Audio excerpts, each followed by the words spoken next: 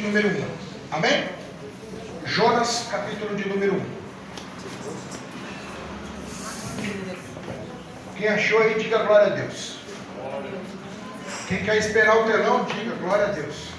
Glória a Deus. Amém. Obrigado, meu irmão. Eu liguei. Amém?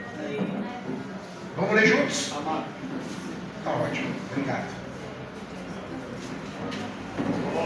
Amém? Jonas 1, de 1 em diante, diz assim a palavra do Senhor. Veio a palavra do Senhor a Jonas, filho de Amitai, dizendo: Dispõe-te, vai à grande cidade de Nínive e clama contra ela, porque a sua malícia subiu até mim. Jonas se dispôs, mas para fugir da presença do Senhor para Tarsis. Tendo descido a Jope, achou um navio que ia para Tarsis. Pagou, pois, a sua passagem e embarcou nele, para ir para Tarsis, para longe da presença do Senhor. Repita aí comigo: para longe da presença do Senhor. Vamos de novo? 1, 2, 3. Para longe da presença do Senhor. Amém, glória a Deus. Mas o Senhor lançou sobre o mar um forte vento, e fez-se no mar uma grande tempestade, e o navio estava a ponto de se despedaçar. Então os marinheiros, cheios de medo, clamavam cada um ao seu Deus, Deus com Deus minúsculo. Amém? E lançavam ao mar a carga que estava no navio para o aliviarem. Jonas, porém, havia descido ao porão e se deitado e dormia profundamente. Chegou-se a ele o mestre do navio e disse: O que passa contigo? Agarrado no sono, levanta-te, invoca o teu Deus com D minúsculo novamente, e assim esse Deus pode se lembrar de nós, para que não pereçamos. E diziam uns aos outros: Vinde, lancemos sorte para que saibamos por causa de quem nos sobreveio este mal. E lançaram as sortes, e a sorte caiu sobre Jonas. Então lhe disseram: Declara-nos agora por causa de quem nos sobreveio este mal. Qual é a tua ocupação? De onde vens? Qual é a tua terra? E de que povo és tu? E ele respondeu: Sou hebreu, e temo ao Senhor, o Deus com D maiúsculo do céu, que fez o mar e a terra. Então os homens ficaram possuídos de grande temor e lhe disseram: O que é isto que você fez? O que é isto que fizeste? Pois sabiam os homens que ele fugia da presença do Senhor, porque ele o havia declarado. Disseram-lhe: Que te faremos para que o mar se acalme? Porque o mar se ia tornando cada vez mais tempestuoso. E respondeu-lhe: Tomai-me e lançai-me ao mar, e o mar se aquietará, porque eu sei que é por causa de mim que vos sobreveio esta grande tempestade. Entretanto, os homens remavam, esforçando-se para alcançar a terra, e não podiam, porquanto o mar ia se tornando cada vez mais tempestuoso contra eles. Então clamaram ao Senhor e disseram: Ah, Senhor, rogamos-te que não pereçamos por causa da vida deste homem, e não faças cair sobre nós este sangue quanto a nós inocente. Porque tu, Senhor, fizeste como te aprouve. E levantaram Jonas e o lançaram ao mar, e cessou o mar da sua fúria. Temeram, pois, estes homens em extremo ao Senhor, e ofereceram sacrifícios ao Senhor, e fizeram votos. Preparou o Senhor então um grande peixe, para que tragasse a Jonas, e esteve Jonas por 3 dias e 3 noites no ventre do peixe. Amém? Curve sua cabeça um instante. Senhor, em nome de Jesus, nós vamos falar um pouco agora daquilo que é teu, que não pertence a nós, que o Senhor nos deixou na forma de testamento, papai. Então eu te peço, em nome de Jesus, abre o entendimento do teu povo, para que hoje as escamas lhes caiam dos olhos, e eles possam entender qual é a sua missão no reino de Deus, em nome de Jesus. Amém, Senhor. Amém? Você que pode, aplaudir ao Senhor aí, pode ser.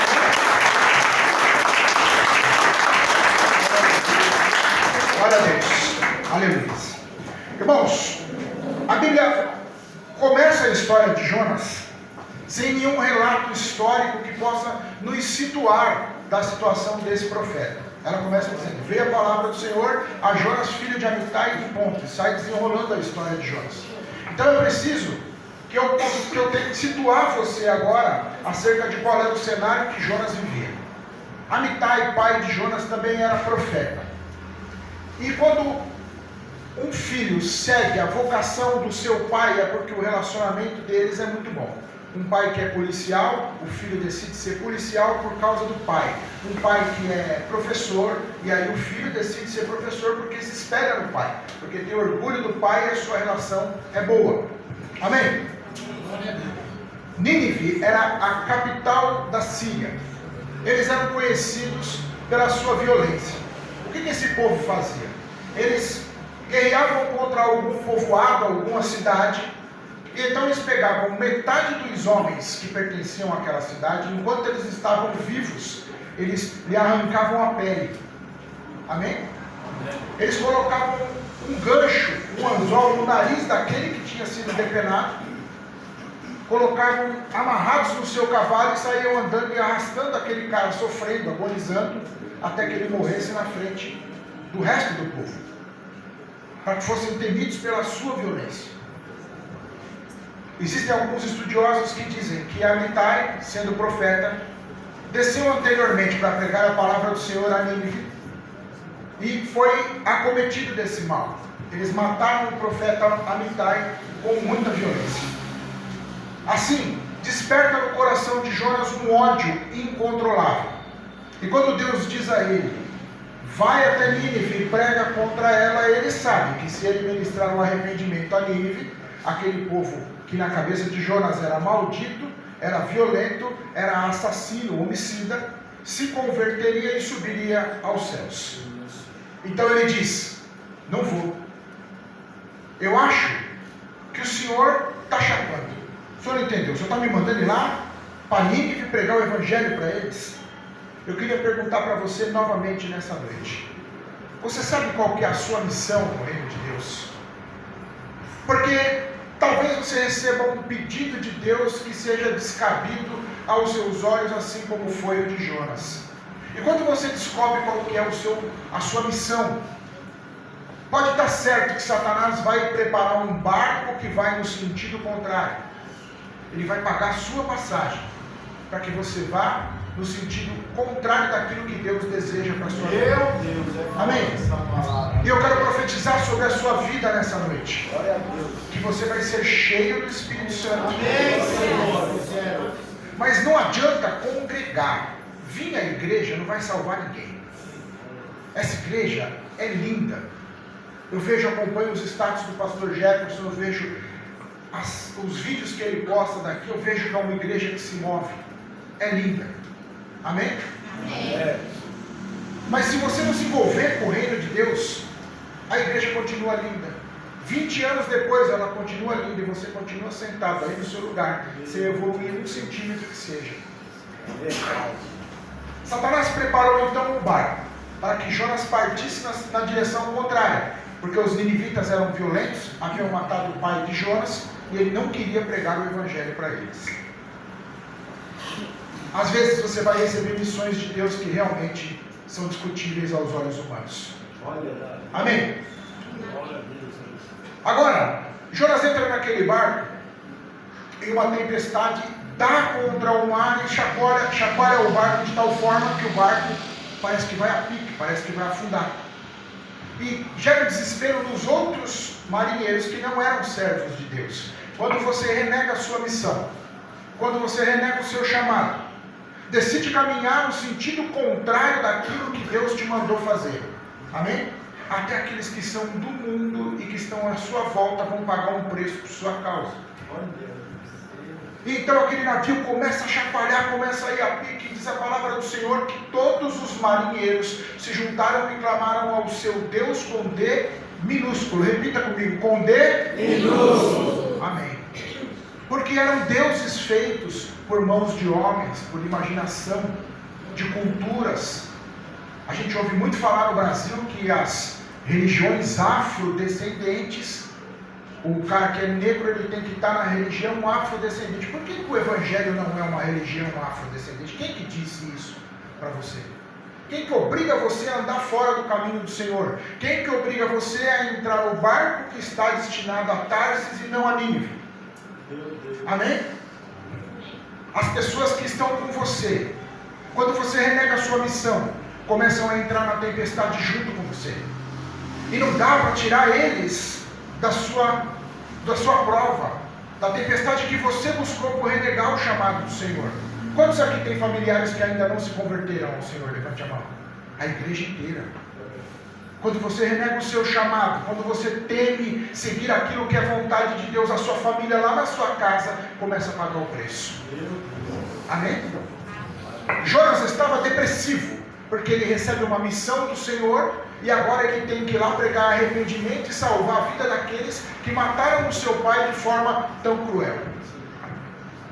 Quando você está depressivo, qual que é a maior característica que você tem? Você quer dormir, você não quer levantar da cama. Você pode ter uma tristeza, nós dizíamos isso nos nossos devocionais de quinta-feira, que é passageira.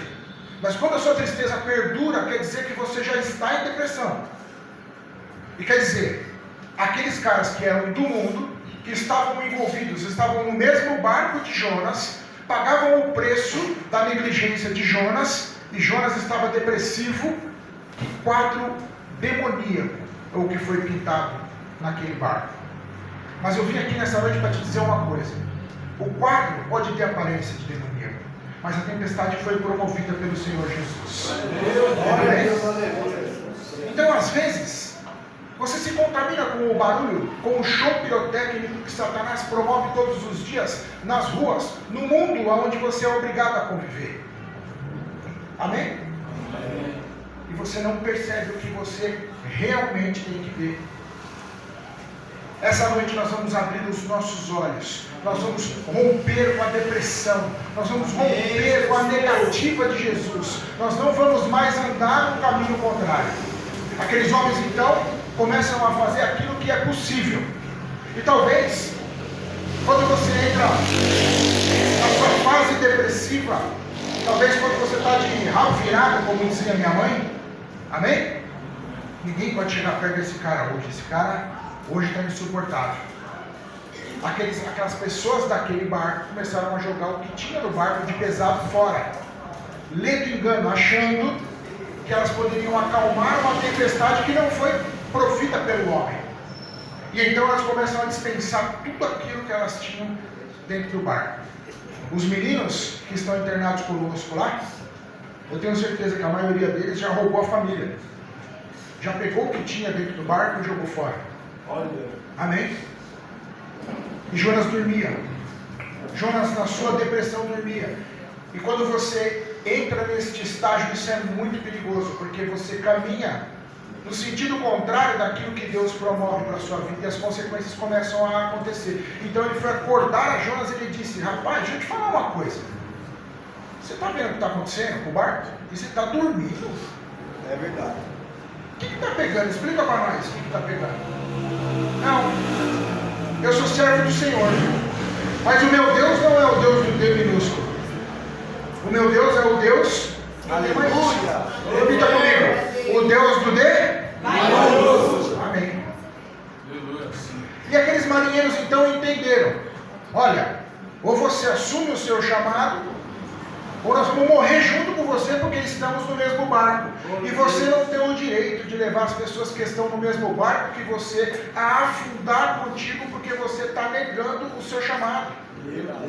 Você precisa se levantar, irmão, nessa noite. Você precisa entender por que às vezes vão haver campanhas para que você seja cheio do Espírito Santo de Deus e você entra na igreja e sai da mesma maneira, da mesma forma.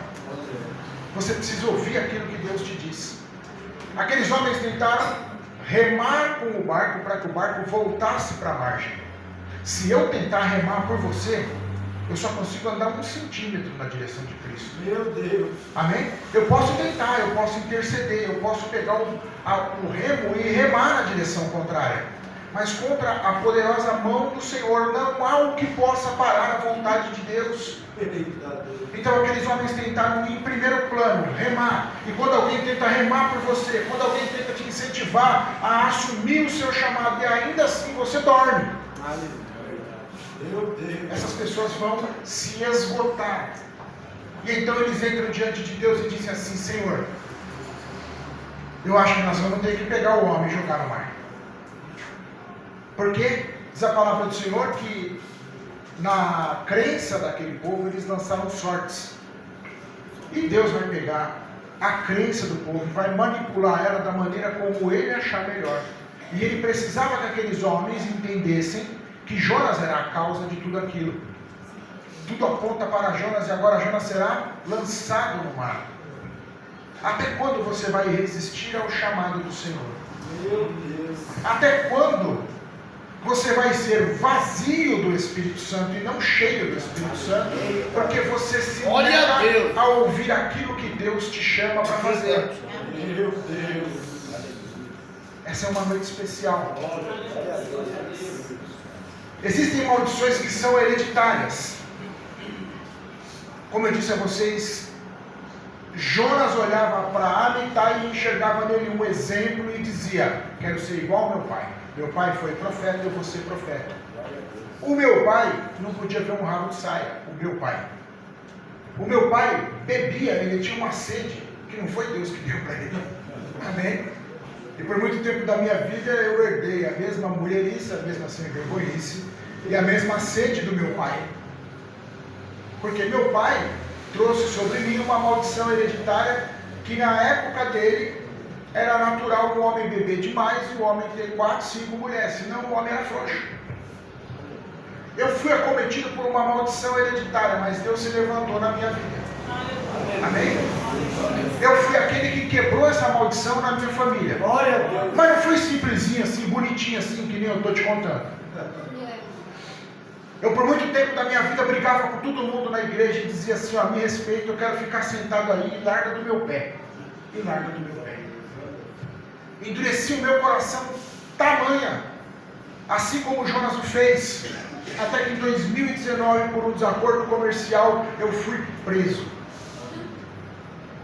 A minha causa era para ter sido julgada na justiça civil, foi julgada na justiça criminal. Eu não roubei ninguém, eu não trafiquei droga, eu não matei, eu fui preso.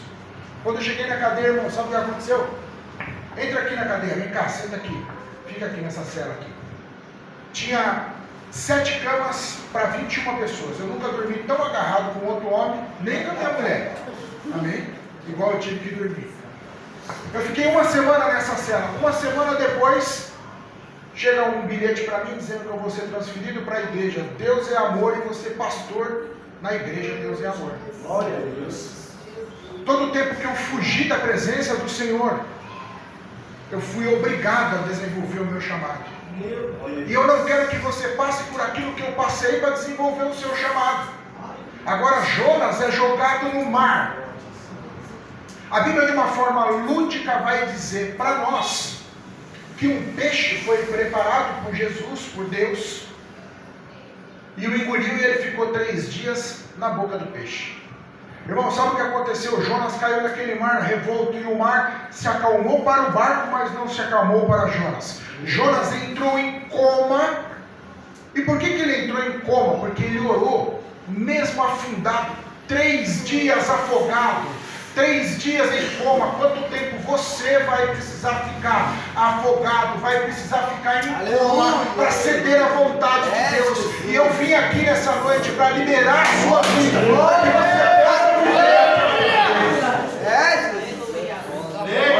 Agora Jonas está de forma lúdica na boca do peixe e de forma real afundado no mar revolto. Agora, aqueles que eram do mundo estavam na calmaria lá em cima, porque diz a palavra de Deus, nós lemos juntos, que aquele povo se impressionou com o poder de Deus e fez votos diante do Senhor. Ah, mas você pode estar pensando aí, ó, você está falando besteira, porque a Bíblia diz que ele ficou na boca do peixe. Amém? Eu queria, se você conseguir abrir aí e colocar no telão, coloca para nós aí Jonas 2, de 1 a 6. Se você não conseguir, eu leio aqui. Fica tranquilão. Pode ser? Muito bem. Eu vou lendo aqui então. Nós vamos ler junto agora aqui qual foi a oração que Jonas fez na boca do peixe. E eu vou te provar que ele não estava na boca do peixe coisa nenhuma. Amém? Diz a palavra do Senhor. Então Jonas, no ventre do peixe, orou ao Senhor, seu Deus, e disse: na minha angústia, clamei ao Senhor, e Ele me respondeu. Do ventre do abismo gritei, e tu ouviste a minha voz. Pois me lançaste no profundo, no coração dos mares, e a corrente das águas, ela me cercou. Todas as tuas ondas e as tuas vagas passaram por cima de mim. Então eu disse: lançado estou diante dos teus olhos. Tornarei eu porventura a ver o teu santo templo. As águas me cercaram, e até a alma, o abismo me rodeou, e as algas enrolaram na minha cabeça. Desci até os fundamentos dos montes, desci até... E depois, vamos lá, continua aí, ó. Os ferrolhos da terra. Os ferrolhos da terra, é isso que eu queria que você lesse junto comigo aí. Amém? Correram sobre mim, para sempre, contudo me fizeste subir da... Cadê? Não, ó, é o verso de número, cadê ele aqui? 6.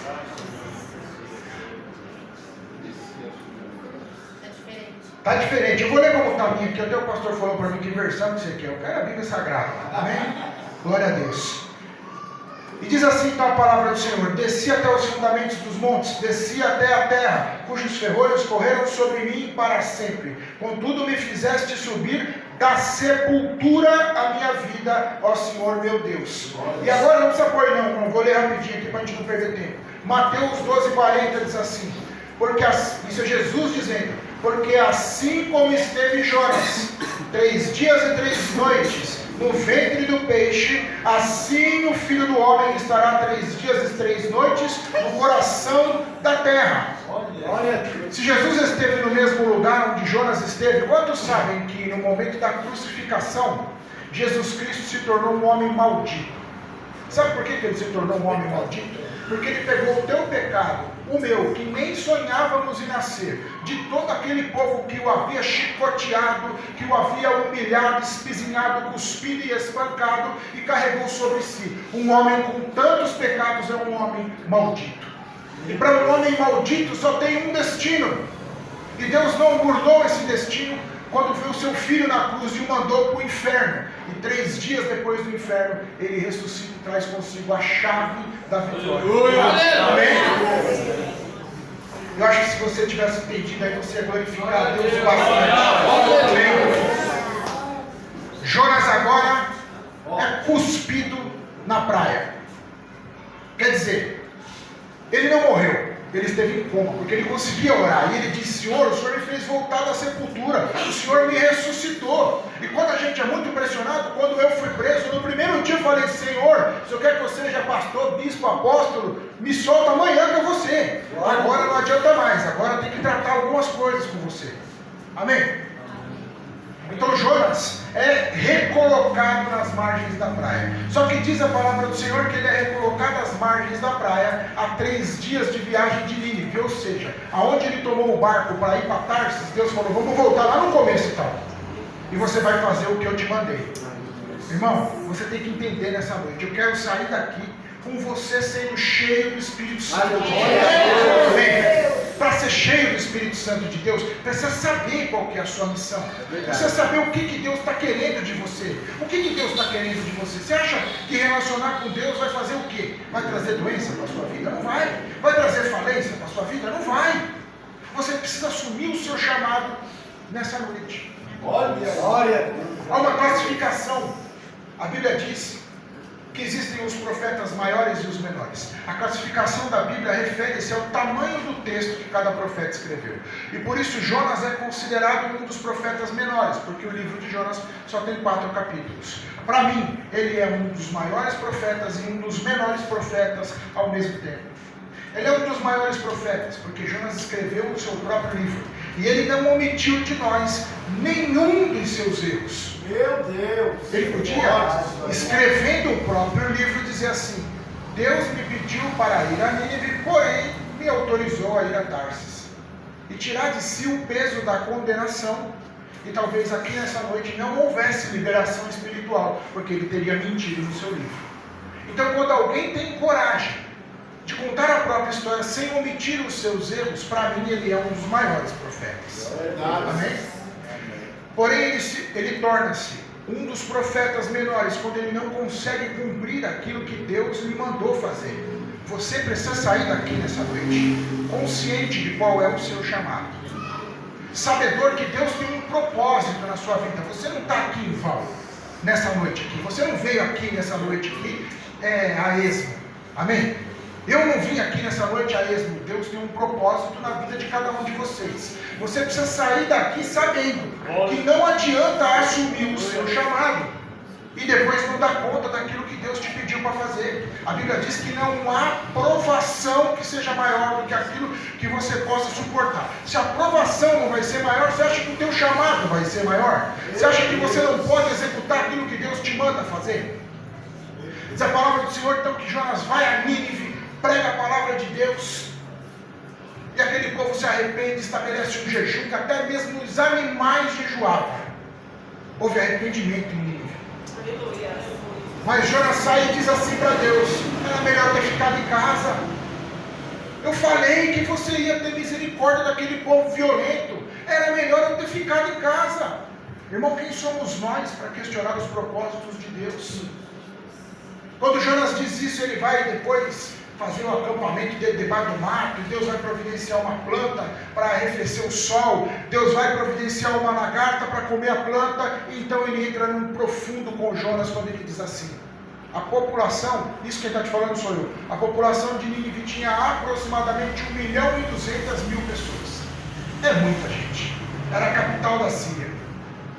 Mas Deus diz a Jonas: você já parou para pensar que em Nínive existem 120.000 pessoas que não sabem distinguir a mão direita da mão esquerda? Você sabe a quem ele estava se referindo? Chama a criançada aí e fala para eles rapidinho: qual que é a mão direita? Eles não sabem. Qual que é a mão esquerda? E pelo menos a minha filha vai pensar. Amém? Deus tinha um propósito com as crianças de Nínive, para que o arrependimento chegasse nos pais e as crianças fossem salvas. Mas Jonas não queria obedecer o chamado de Deus. Eu quero ler rapidinho com você um último texto aqui. Naum 1, 11 e 12. Eu vou ler aqui rapidinho, tá? Naum 1, versículo 1 e os versículos 11 e 12. O 1 diz assim: sentença contra Nínive, livro da visão de Naum, o eucoísta. E o 11 e 12 diz assim: de ti, Nínive, saiu uma máquina do mal contra o Senhor, um conselheiro vil. Assim diz o Senhor: por mais seguros que estejam, por mais numerosos que sejam, ainda assim serão exterminados e passarão. Eu te afligi, mas não te afligirei mais. O ministério de Naum veio 140 anos depois do ministério de Jonas. Isso quer dizer que Jonas, quando teve a sua oportunidade, ele não conseguiu trazer o arrependimento necessário para que aquelas crianças fossem salvas. Eu costumo dizer para os meninos que estão internados conosco lá, que há um propósito na internação deles, porque existem pessoas que vão ouvir apenas o que eu falo para serem salvas. Existem pessoas que vão ouvir apenas o que o pastor Jefferson fala para serem salvos. Eu posso ir lá, falar com as pessoas que Deus selecionou para eles podem até me ouvir, mas salvos eles só serão se ele falar. E cada um desses meninos tem uma legião de gente esperando eles voltarem para a rua, sarados, curados, para poder levar salvação para eles. Hoje, eles se encontram na boca do peixe, porque Deus separou eles para poder meditar um pouquinho. Você se envolve com o barulho do mundo, aí você não escuta a voz de Deus. Aí Deus fala: eu preciso pegar o Lucas, eu preciso pegar o Romualdo, eu preciso pegar quem eu houver melhor e levar para um canto escuro sozinho, só nós dois. Aí você chama isso de deserto, e parece que o deserto é um lugar ruim onde você vai ser provado para morrer. O lugar do deserto é aonde Deus te leva para que você ouça aquilo que Ele diz. Glória a Deus! Eu não quero que você faça como Jonas. Então Jonas para mim foi um dos maiores profetas, porque ele falou de si mesmo sem omitir nada, mas foi um dos menores quando não conseguiu cumprir a missão de Deus. Essa noite tem que ser um ponto, tem que ser um marco na sua vida. O dia 16/8 é o dia que você vai virar uma chave. Se haviam coisas que estavam retidas, se haviam doenças que assolam a sua família de forma hereditária, se haviam pendências judiciais, diagnósticos médicos que assolavam a sua casa e a sua família, hoje você sabe que o tempo em que você passa indo no sentido contrário daquilo que Deus te manda, gera todo esse sofrimento aí. E até quem está andando com você tem que pagar esse preço. Mas nesta noite nós vamos quebrar esse elo maligno. Nesta noite eu quero orar pela sua vida. E eu quero que você esteja atento. Eu quero que você esteja atenta àquilo que Deus espera de você. Eu quero que você receba nessa noite o chamado de Cristo. E diga assim como Samuel falou: Senhor, eis-me aqui. Amém. Fala que eu escuto. Glória a Deus. Amém. Glória a Deus. Eu queria te convidar a ficar de pé em nome de Jesus. Glória a Deus.